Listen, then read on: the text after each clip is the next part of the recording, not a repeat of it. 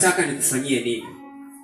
Naomba kusoma kitabu cha Marko mlango wa 10:46 hadi 52. Kitabu ni cha Marko, mlango ni wa 10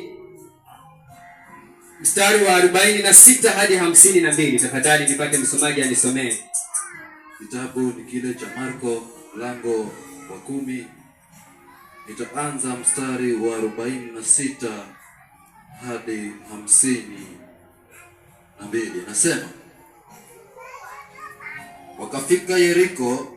Hata alipokuwa akishika njia kutoka Yeriko pamoja na wanafunzi wake na mkutano mkubwa, mwana wa Batimayo, yule mwombaji kipofu, alikuwa ameketi kando ya njia.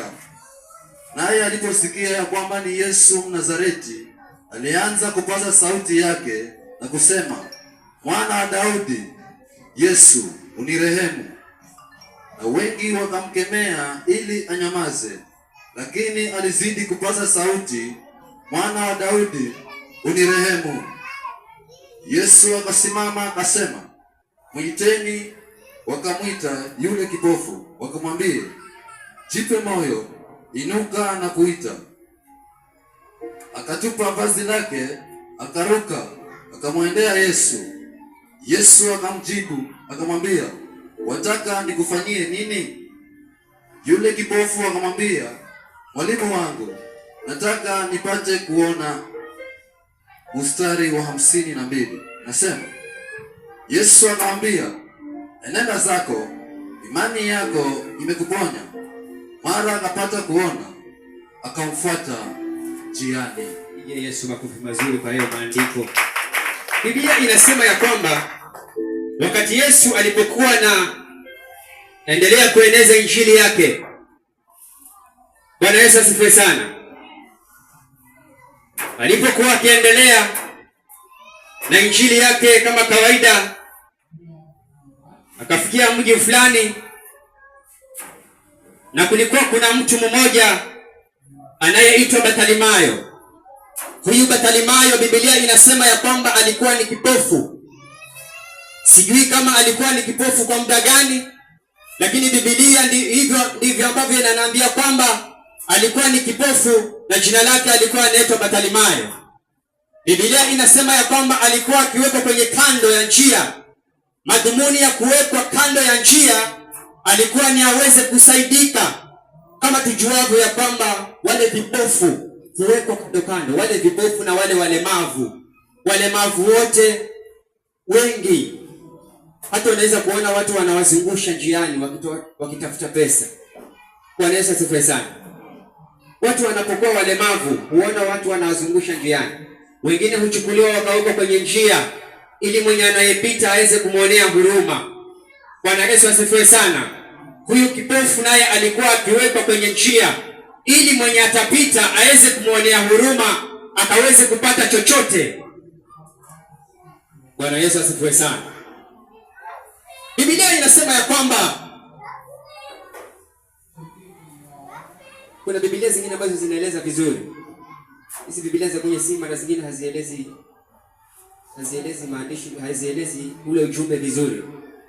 Lakini Biblia inaniambia ya kwamba yule kipofu alipokuwa pale, akasikia kelele za watu wanakuja. Anasikia kelele za watu wanafurahia. Anasikia kelele za watu wanasifia. Anasikia kelele, lakini akashindwa kuelewa kwa sababu yeye hana macho, anashindwa kuelewa hizo ni kelele za nini. Bwana Yesu asifiwe sana. Ikabidi akauliza wale ambao walikuwa karibu, anataka kujua ni nini kinaendelea, lakini akaambiwa ya kwamba, alipouliza akaambiwa ya kwamba ni Yesu Mnazareti anapita. Jina la Bwana lipewe sifa.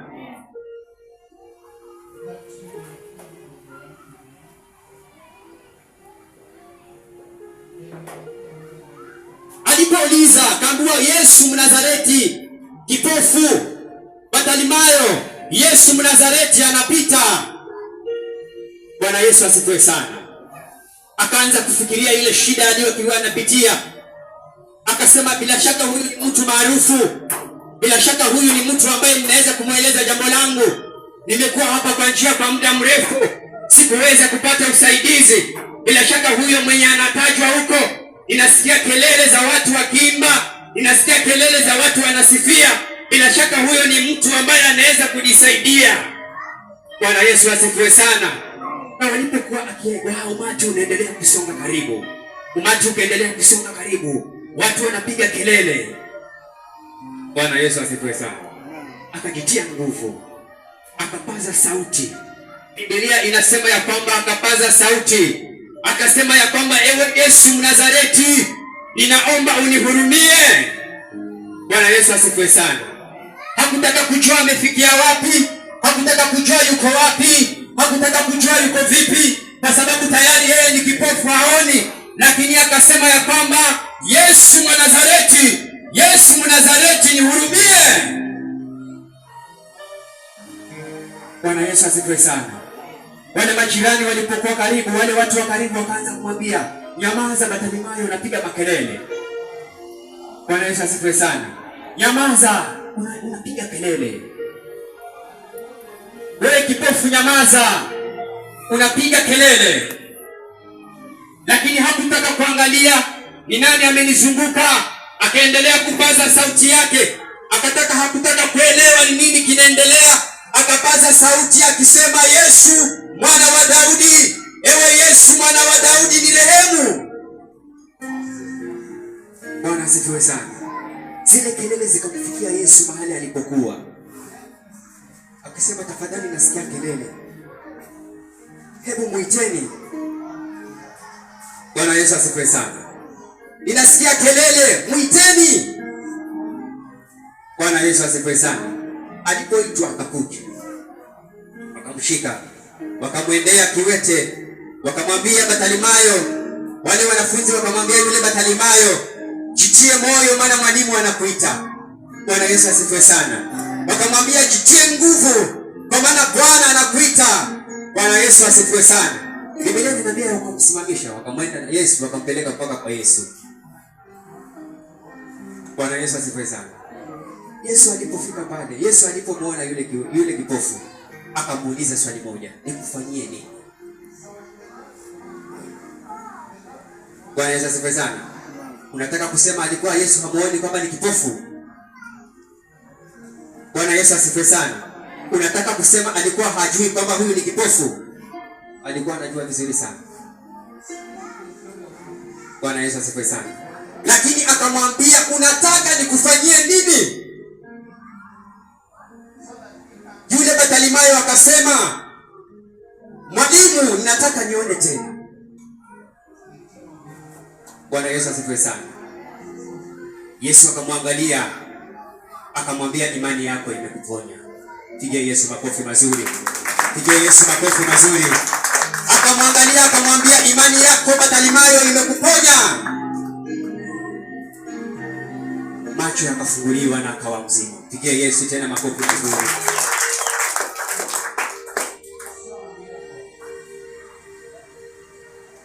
Leo niko na ujumbe juu ya maisha yako.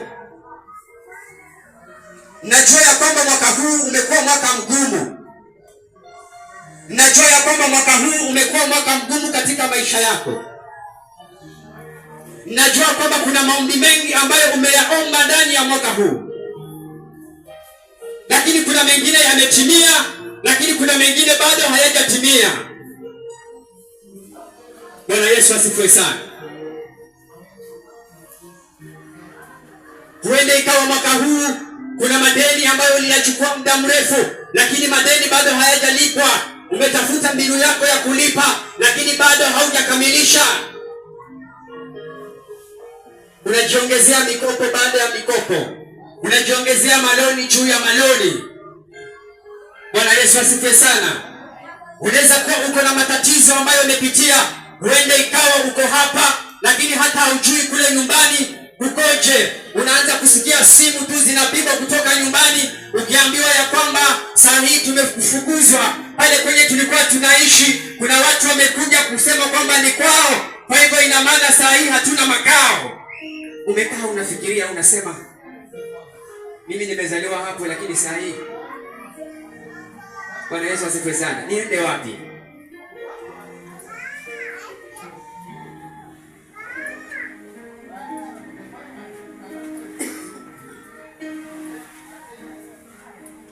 Bwana asifiwe. Bwana Yesu asifiwe kanisa.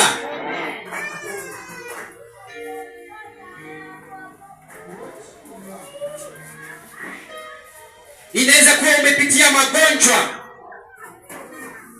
inaweza kuwa umeombewa, inaweza kuwa mengine yamepona, lakini kuna mengine bado hayajapona.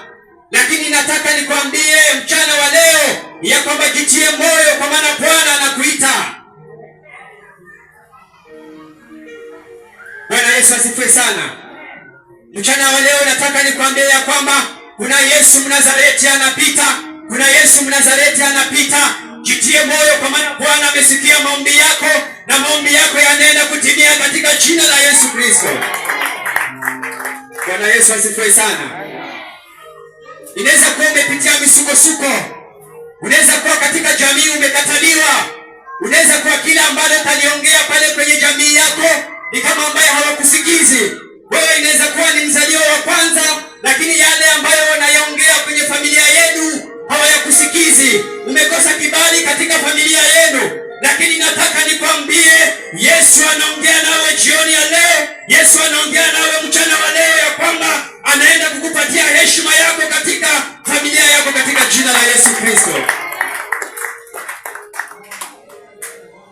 Bwana Yesu asifiwe sana. Mara zingine unafikia mahali unaona kwani hii ni laana. Mimi ni firstborn, lakini lenye nitakaloongea wazazi wangu wananipinga. Wadogo zangu wote wananipinga. Imekuwa ni kama ambaye wale wadogo zangu ndio ambao wamechukua kama ambaye yale majukumu ambayo ninafaa kuyatekeleza. Bwana Yesu asifiwe sana.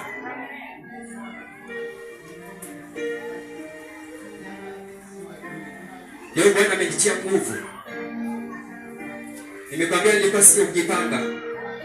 Ujumbe wangu sijui ulikuwa umeenda wapi. Lakini mchana wa leo Bwana yuko na neno juu ya maisha yako. Bwana Yesu asifiwe sana. Haijalishi kwamba mwaka huu kuna watu wamekutesa. Haijalishi kuna watu mwaka huu wamekuhangaisha. Inaweza kuwa ni kihuduma. Bwana Yesu asifiwe sana. Inaweza kuwa wamekuhangaisha. Hata inaweza kuwa wamekuhangaisha hata kipesa. Pale kazini inaweza kuwa umedharaulika. Unaonekana wewe ni mfanyikazi wa chini. Unaonekana wewe si chochote. Unaonekana wewe ndio pingamizi. Bwana Yesu asifiwe sana. Inaweza kuwa umeomba maombi mengi. Inaweza kuwa hata mke wako mwenyewe hakuheshimu. Lakini nataka nikwambie mchana wa leo Bwana anakupatia heshima yako, inaenda kurudi maradufu katika jina la Yesu Kristo. Bwana Yesu asifiwe sana. Kuna mambo yanaenda kufunguka. Kwa maana Mnazareti anapita.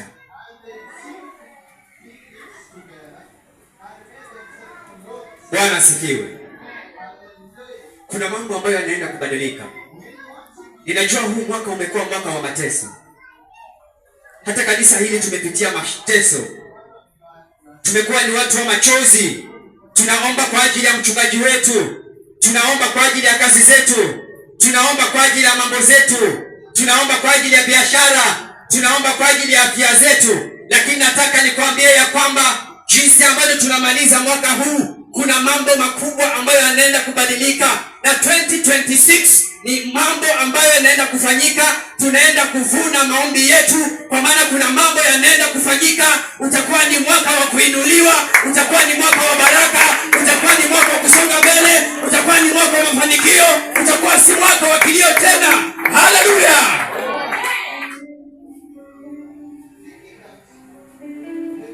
Bwana Yesu asifiwe sana. Nataka niwaambie kanisa, maombi yetu Mungu ameyasikia. Haijalishi imechukua muda mrefu kiasi gani. Haijalishi yale mateso umepitia kwa muda gani. Mimi sitaki kujua, lakini ninalojua ya kwamba tuna Mungu ambaye anaishi. Kuna Mungu ambaye anaweza kubadilisha mambo. Kuna Mungu ambaye anaweza kukutoa mahali fulani na kukuweka mahali fulani. Kuna Mungu ambaye anaweza kuinua heshima yako kwa kiwango cha juu. Kuna Mungu ambaye anatupigania mchana na usiku halali. Asifiwe Yesu.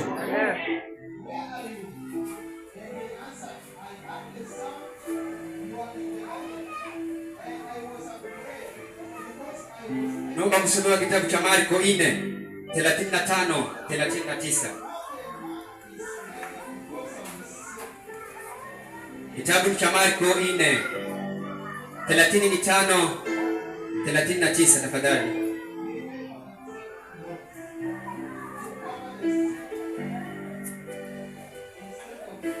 Kitabu ni kile cha Marko mlango wa 4, tasoma mstari wa 35 mpaka 36 na 9. Nasema, siku ile kulipokuwa jioni, akamwambia, na tuvuke mpaka ng'ambo. Wakawacha mkutano, wakamchukua vile vile alivyo katika chombo, na vyombo vingine vilikuweko pamoja naye. Ikatokea dhoruba kuu ya upepo, mawimbi yakapiga chombo hata kikaanza kujaa maji. Naye mwenyewe alikuwepo katika shetri, amelala juu ya mto. Wakamwamsha, wakamwambia, Mwalimu, si kitu kwako kuwa tunaangamia? Mstari wa 39 namalizia, nasema, akaamka, akaukemea upepo, akaiambia bahari, nyamaza, utulie. Upepo ukakoma, ukawa shwari. Pigie Yesu makofi mazuri. Biblia inaniambia ya kwamba Yesu alipokuwa akiendelea na mafunzo yake, ikafikia jioni, akaamua katisha ule umati wa watu ili waweze kuenda makwao, na akawaambia wanafunzi wake, tuvuke mpaka ile ng'ambo ya pili. Bwana Yesu asifiwe sana. Wakapanda kwenye chombo na wakaanza kuondoka. Bwana Yesu asifiwe sana. Biblia inaniambia ya kwamba walipokuwa wamefika katikati ya bahari, ukatokelezea upepo mkali, ukatokelezea mawimbi makali, yakaanza kupiga kile chombo. Kile chombo kikaanza kutikisika. Bwana Yesu asifiwe sana. Dhoruba ikawa kali, usukosuko ikaanza kusukasuka, kile chombo kikaanza kutikisika, maji yakaanza kuingia pale kwenye chombo. Bwana Yesu asifiwe sana. Na Yesu alikuwa pale ndani. Biblia inasema Yesu alikuwa amelala mahali fulani. Bwana Yesu asifiwe sana.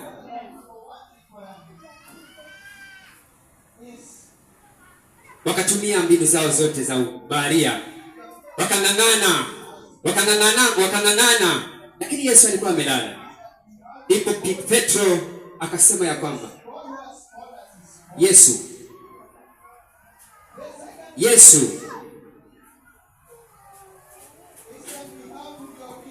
Bwana asifiwe sana. Kwani si vyema kwamba sisi tunaangamia? Bwana Yesu asifiwe sana. Yesu, mbona tunaangamia? Ni kama alikuwa anamuuliza, mbona Yesu tuangamie na tena uko hapo? Bwana Yesu asifiwe sana. Mbona Yesu tuangamie na tena bado uko hapa? Petro akaendelea kuamsha Yesu. Petro akaendelea kumwamsha Yesu. Yesu akaamuka. Biblia inasema ya kwamba Yesu akainuka katika kile chombo na akainua mkono wake. Bwana Yesu asifiwe sana. Na Biblia inasema ya kwamba ile bahari ikatulia, yale mawimbi yakatulia, ule upepo ukatulia na kukawa shwari. Bwana Yesu asifiwe sana. Hiyo inamaanisha nini? Ya kwamba tuko na Mungu mwenye uwezo. Inamaanisha ya kwamba tuko na Mungu ambaye yuko na nguvu nyingi. Inamaanisha tuko na Mungu ambaye hashindi na jambo lolote. Bwana Yesu asifiwe sana. Yesu mwenye nguvu za kusimamisha upepo. Yesu mwenye nguvu ya kusimamisha misukosuko. Yesu mwenye nguvu ya kusimamisha dhoruba.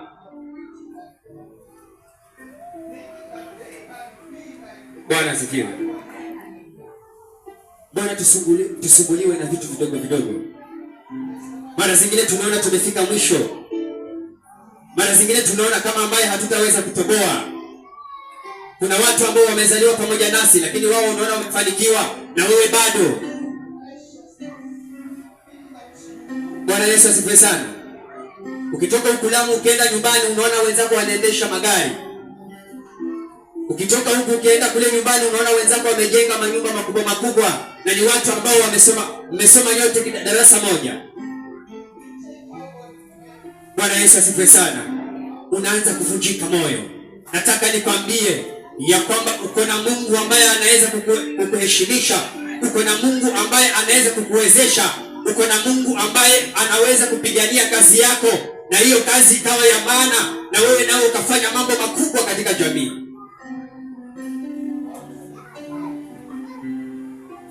Bwana Yesu asifiwe sana. Nataka niwatie moyo wapendwa, endelea kuitana. Kama vile Bartimayo aliitana. Kuna watu walimvunja moyo. Lakini nataka nikwambie ya kwamba endelea kuitana.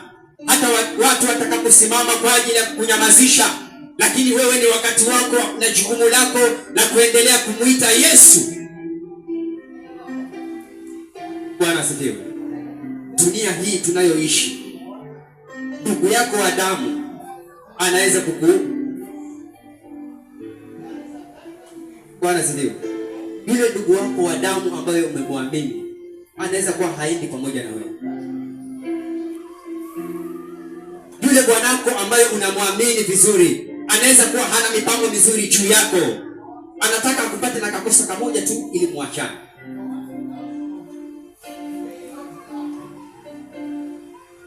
Bwana Yesu asifiwe sana. Yule mke wako ambaye mnalala kitanda kimoja hakuwazii mawazo mazuri. Bwana Yesu asifiwe sana. Ukitaka kujua bibi yako anakupenda, ulizia marafiki zake. Wale marafiki zake wanaoshinda wote. Ukitaka kujua bibi yako anakupenda, ulizia hapo. Anakuambia, anakuongelea nini?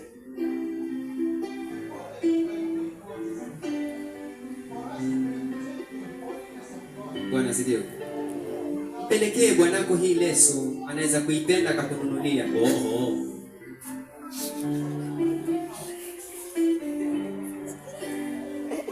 Amekushusha haja kushusha.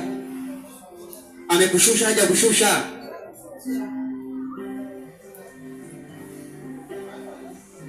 Chukua hii nguo, nenda kumpatie bwanako. Yule bwanako vile tunamuona, hii nguo anaweza kuipenda tena akakununulia. Agule yeye. Saka kulo sabuni. Sabuni na mshinda anagula nguo ye. Anagula nguo ye.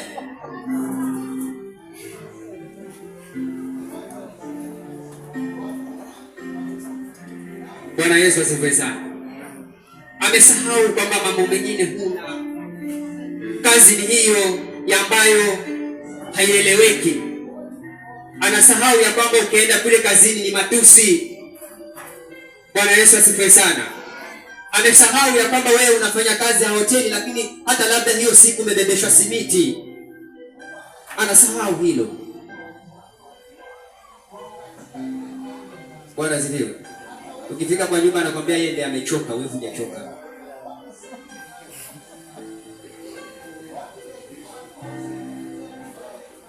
Bwana asifiwe. Ukifika kwa nyumba ile ndiye amechoka, wewe hujachoka.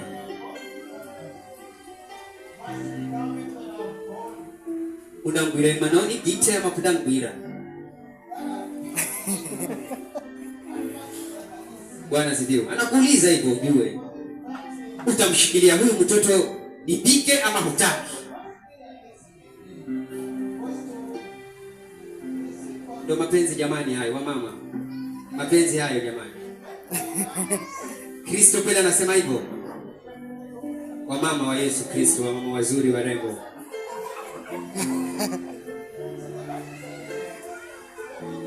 Bwana asifiwe. Naomba mwaka ujao uwe mwaka wa mabadiliko. mwaka ujao uwe mwaka wa mabadiliko, nyumba zetu zikakombolewe kupitia sisi. Bwana Yesu asifiwe sana. Umejaribu kung'ang'ana na bibi yako, angalau muende njia moja, lakini wapi? Unatamani kumshika hiyo shingo, fanye hivi.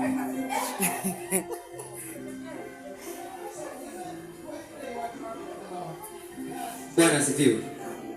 Wewe ni wakulaumu tu. Kile utakacholiona hata baba fulani wewe ndio umefanya hivi.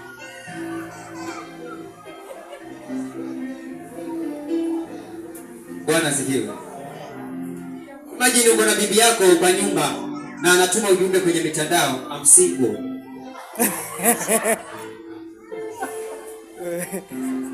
Ametuma kwa TikTok hapo, ameweka kanyimbo. Hapo kanyimbo kanasema I'm single. Na wewe unajua mimi niko na bibi. Uko peke yako. Tafuta namba. Eda umuite Mungu ama muangalie mambo mengine ya kukusaidia. Bwana sikiwe. Tukitaka hii kanisa ijae watu, lazima tupende nyumba zetu. Lazima tupende watu wetu. Lazima tufanye mambo zetu kwa ushirika. Bwana atatufanyia mambo makubwa sana. Hii kanisa inaenda kujaa tukishikana vizuri. Kama ni amani nyumbani, hapa inakuwa amani tena. Lakini kama nyumbani ni magombano, pia ukifika hapa unaangalia ni nani ambaye anaweza kuja nigombane na yeye. Bwana sifiwe. Tunasema hapa kwamba ni vita, kumbe inaanzia kule nyumbani. Bwana sifiwe. Huyu mwanaume anayeitwa Yesu, nataka leo umruhusu aingie ndani mwako mzima mzima. Utakapotoka hapa, mwaka ujao ukawe na mabadiliko makubwa.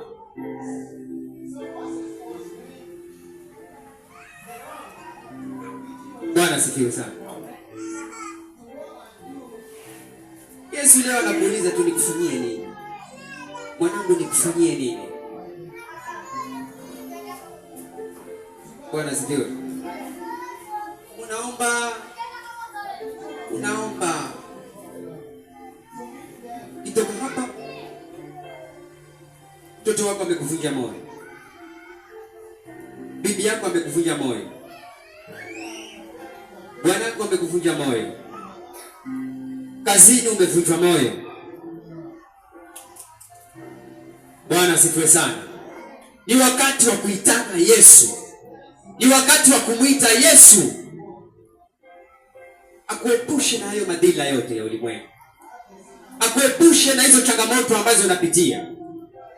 Kwa sababu Yesu hajatuumbia changamoto. Malengo ya Yesu kumuumba mwanadamu ni mwanadamu akaweze kufurahia. Ni mwanadamu akaweze kuishi na amani hapa duniani. Alimweka kwenye bustani ili afurahie ulimwengu. Si amweka kwenye bustani ili apitie mateso.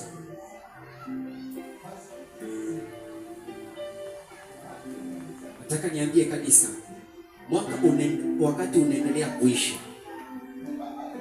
mwambie Bwana, yale ambayo nimepitia mwaka huu, sitaki mwaka ujao niyapitie. Bwana Yesu asifiwe sana.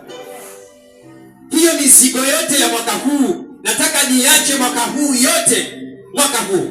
Lakini mwaka 2026 nataka nianze safari yangu fresh nikiwa na wewe.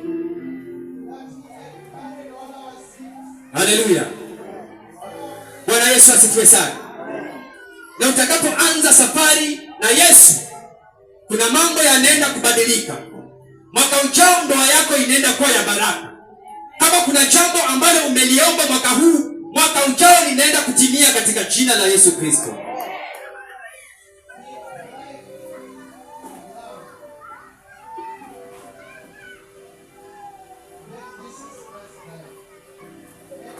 Unajua Bwana anasema nini? Anasema ya kwamba mawazo ninayowazia. Unayajua hayo mawazo ninayokuwazia? Ni mawazo mazuri sana. Usijidharau. Usijivunje moyo. Uko na mwanamume wa wanaume ambaye anaweza kukuinua katika kile kiwango ambacho uko na akakuweka kiwango kingine cha juu sana.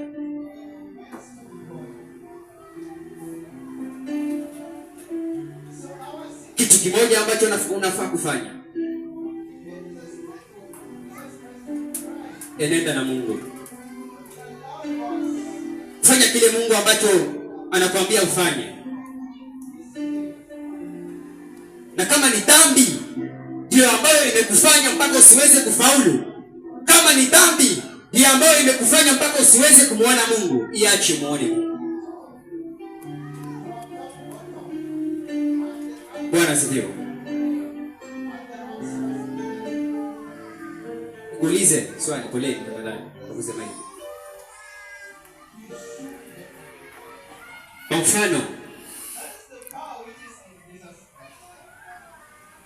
mfano uko na bwana wa mwenyewe, unataka kusema huyo bibi anasikiaje? Ama akisikia hiyo story atasikiaje? Wabama wa Yesu tafadhali naomba mnijibu ili swali jibu kana bora nimeongea.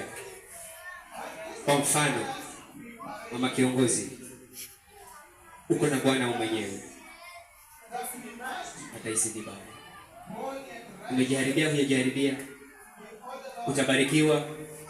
Kuna baraka zitaachiliwa, kuna kupona utapona, kuna kumuona Mungu utamuona. Utakuwa unafanya maombi ya kelele tu mbele za Bwana.